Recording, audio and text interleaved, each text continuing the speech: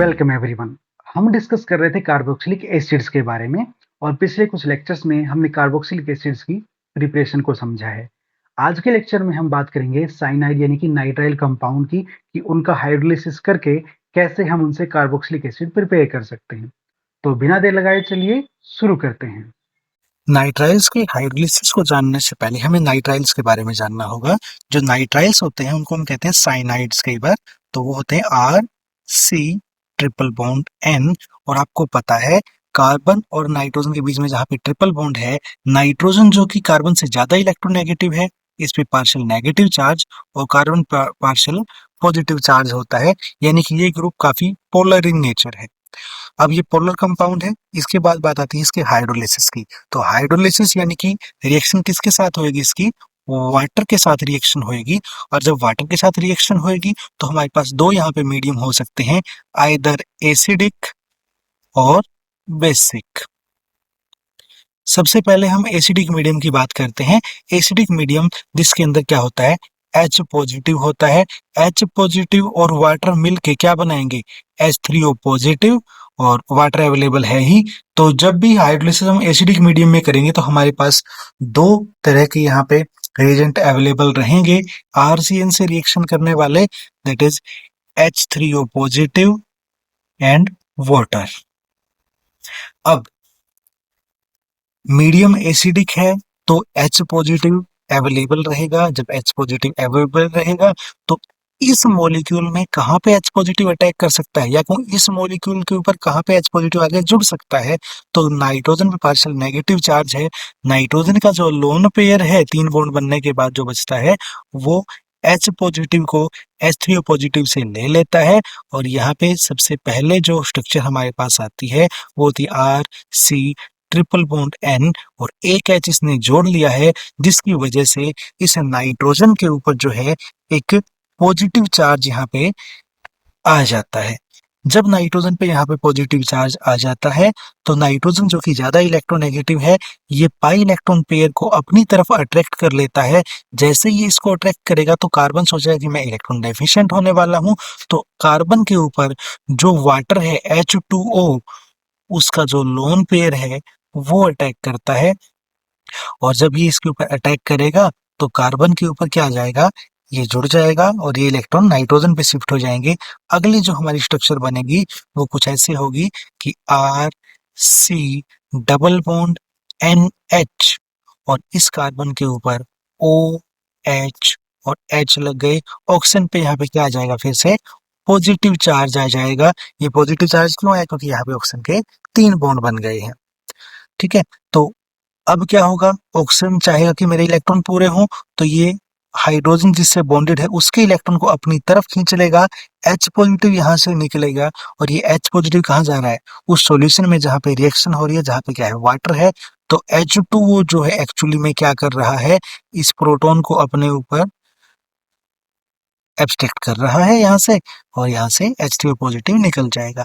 लेकिन साथ के साथ जो नाइट्रोजन है जिसके पास पहले पॉजिटिव चार्ज था, अब न्यूट्रलाइज हो चुका है।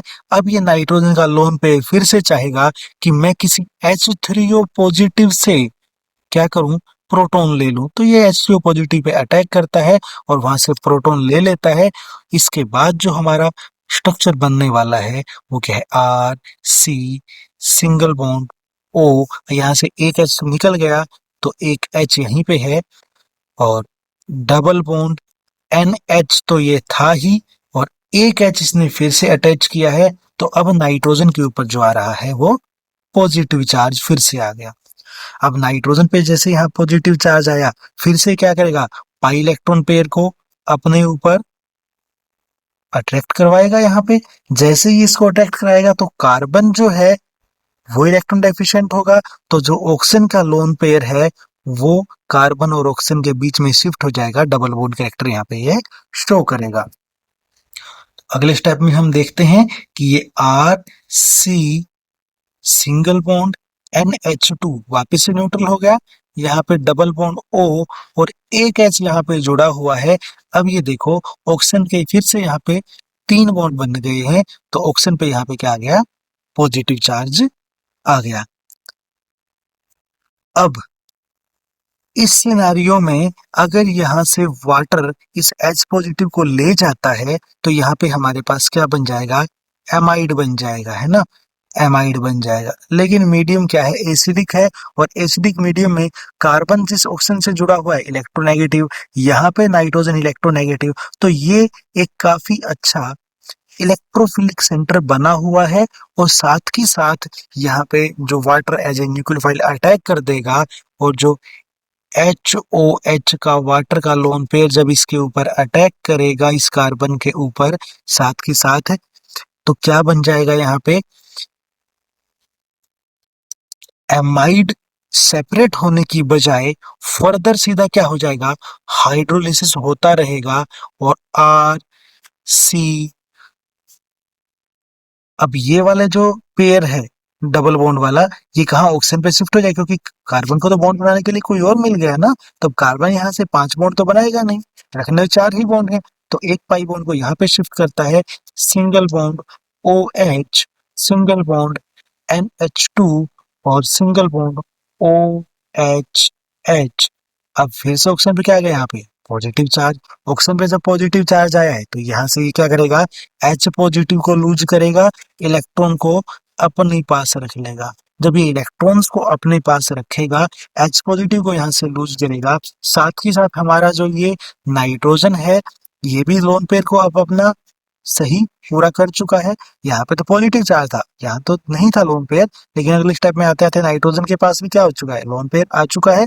अब नाइट्रोजन फिर कहेगा कि मैं इस एसिडिक मीडियम से फिर से एक प्रोटॉन ले लेता हूँ, एसिडिक मीडियम से यानी H3O पॉजिटिव से जब ये क्या करेगा, एक प्रोटॉन लेगा, तो अगले स्टेप में क्या होगा, यहाँ पे RC, single bond OH, single bond OH, और यहाँ पे बन गया NH2, तो था ही था, एक और H यहाँ पे आके जुड़ा है, और इस वजह से इस नाइट्रोजन पे फिर से पॉजिटिव चार्ज आ गया है।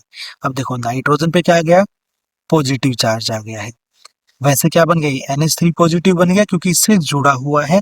अब नाइट्रोजन फिर कहेगा कि भाई नहीं, मैं तो इलेक्ट्रॉन लेके अपना न्यूट्रल होऊंगा, और ये न्यूट्रल होने के लिए क्या करता है, ये इलेक्ट्रॉन यहाँ से ले लेता है, और जैसे ही कार्बन नाइट्रोजन के इलेक्ट्रॉन नाइट्रोजन पे शिफ्ट होते हैं, कार्बन इलेक्ट्रॉन डेफिशिएंट हो जाएगा, तो कार्बन कहेगा साथ वाले ऑक्सीजन से तू अपने वाला जो लोन पेयर है वो यहाँ बॉन्ड बनाने के लिए यूटिलाइज कर। जब ऐसा होगा तो अगले स्टेप में हम पाएंगे कि RC, single bond OH, double bond O, ये इलेक्ट्रॉन कहाँ यहाँ शिफ्ट हो गए, इससे H जुड़ा हुआ है नो डाउट, और यहाँ पे NH3 तो निकल ही गया है, तो NH3 यहाँ से निकल गया। अब NH3 जो है इसके ऊपर क्या है, लोन पेयर है, ये चाहेगा कि मुझे कहीं से प्रोटॉन मिले, और ये जो ऑक्सीजन है इस पे पॉजिटिव चार्ज इसलिए आ गया क्योंकि भाई इसने यहाँ पे टोटल 3 बॉन्ड बना लिए।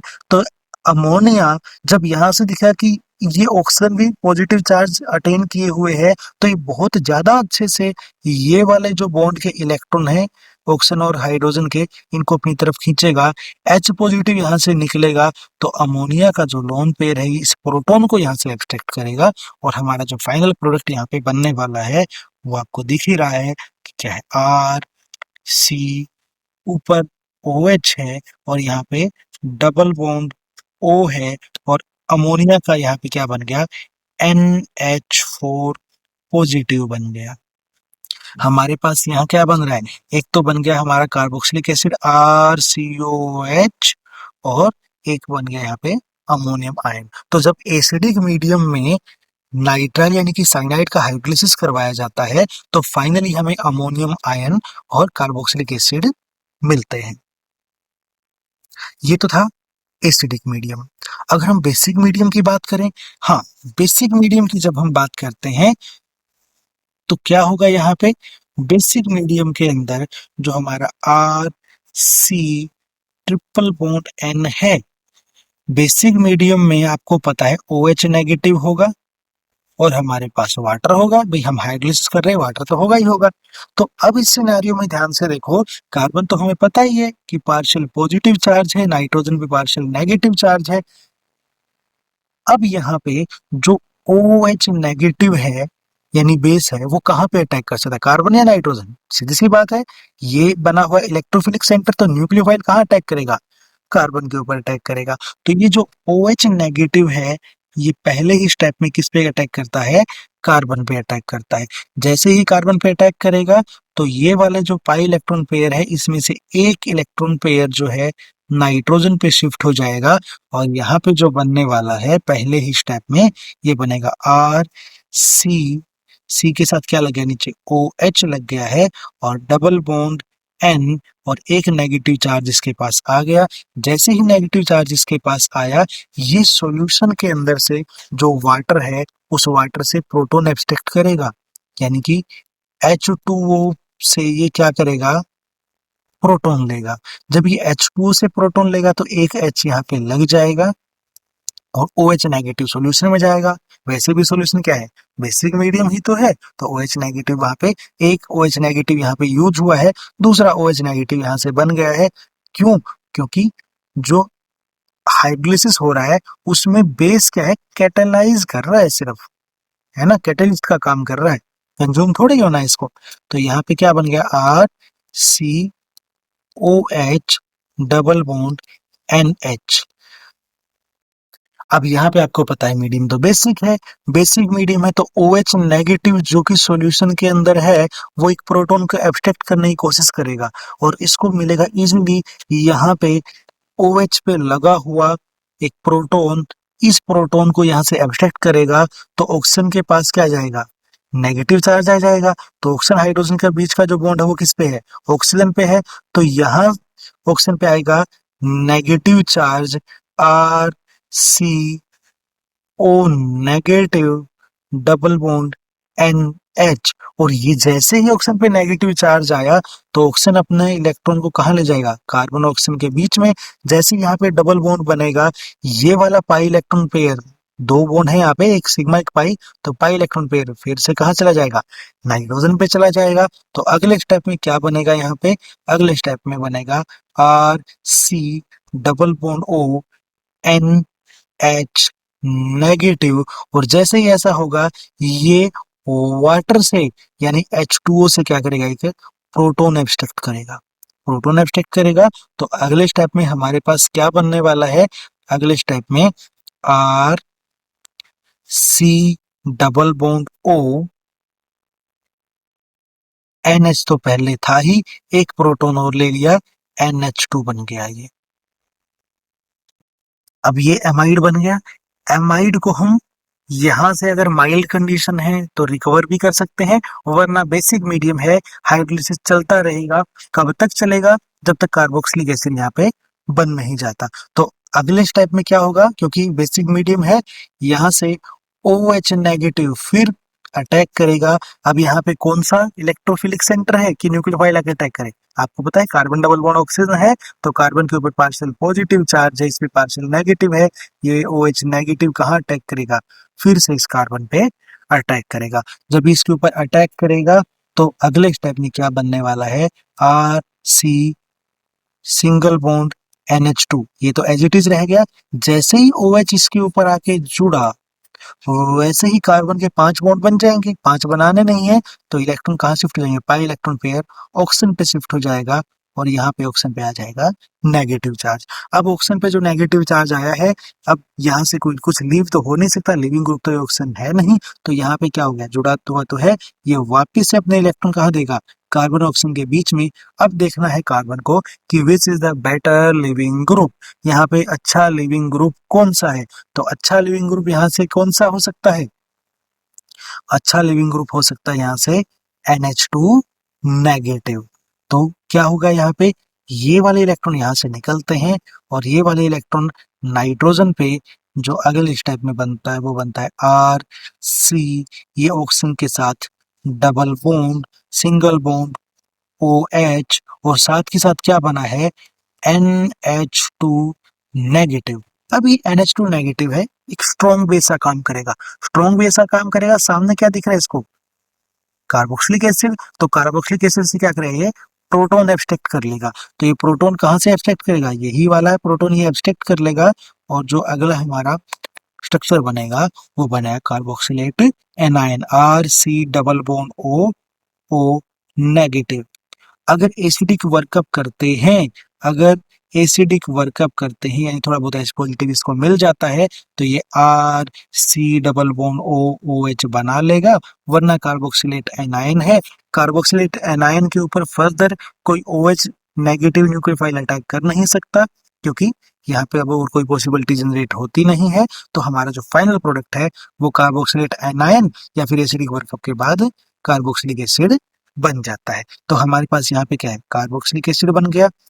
एसिडिक मीडियम में क्या तब भी कार्बोक्सिलिक एसिड बन रहा था, और बेसिक मीडियम में भी हमारा कार्बोक्सिलिक एसिड बन गया।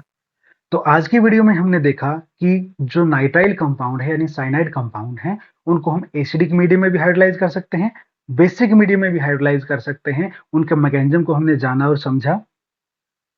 उम्मीद है आपको ये समझ आया होगा। धन्यवाद।